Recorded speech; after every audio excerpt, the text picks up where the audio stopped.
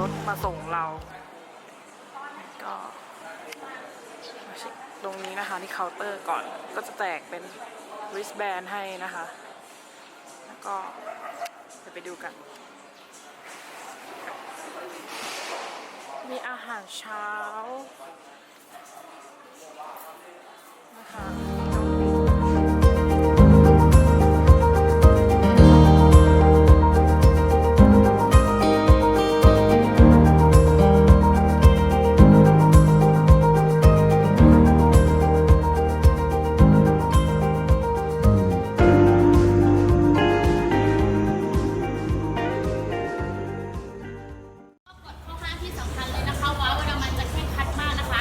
ที่นี่จะไม่ให้อาหารปลาโดยเด็ดขาดนะคะเพราะว่าทางอุทยานเนี่ยได้เปิดทำการแค่6 เดือนนะคะแล้วก็6 เดือนหลังเนี่ยได้ปิดถ้าเราให้อาหารปลาไปแล้วเนี่ย6 เดือนหลังปลาก็จะหาอาหารกินไม่ได้นะคะมันก็จะเสียสมดุลธรรมชาติ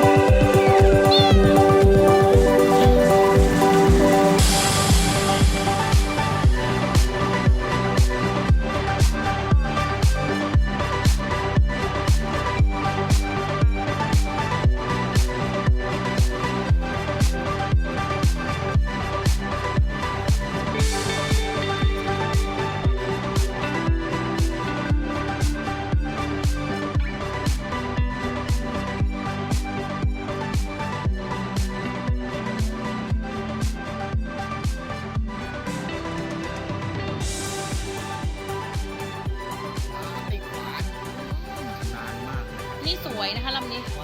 ปราณีตมากเฮ้ยอันนี้ใช่เรือแบบลำที่เขาใช้ในการอพยพเมื่อก่อนครับอันนี้คือบ้านเรือ1 ลำเท่ากับบ้าน1 หลังใช่คืออะไรอ่ะเวลาขึ้นไงคะเหยียบตรงนี้ขึ้นที่บอกนะใช่ที่บอกแต่ว่าไอ้นี่มันเป็นรุ่นแรกรุ่นแรกจะเป็นแบบนี้เลยใช่แต่พอรุ่น2นี่เขาปิดเหรอคือมันก็พัฒนามาเรื่อยๆจนเป็นแบบเนี้ยมาเป็นเรือหัวธงแล้วก็ต่อไปก็เป็นเรือพีทเรือพีทคือเรือเล็กๆน่าเป็นเรือเนี่ยเบนซ์เก๋งและมอเตอร์ไซค์ขับเล่น ใช่คือกินที่อะไรบนเรือหมดเลยนะฮะเมื่อก่อน กินขี้เลยเหรอ แล้วเบบี้ชาร์กเบบี้ชาร์กจุดจุดจุดให้เหรอไม่ไหวใช่ไหม อันนี้ไกด์ชื่ออะไรนะคะ ชื่อแนนซี่ค่ะ พี่แนนซี่อันนี้เป็นมานี่ดำน้ำแนนซี่ เอ้ยนั่นไม่แฮปปี้แนนซี่นี่แฟตตี้แนนซี่ฝากไว้ในอ้อมใจ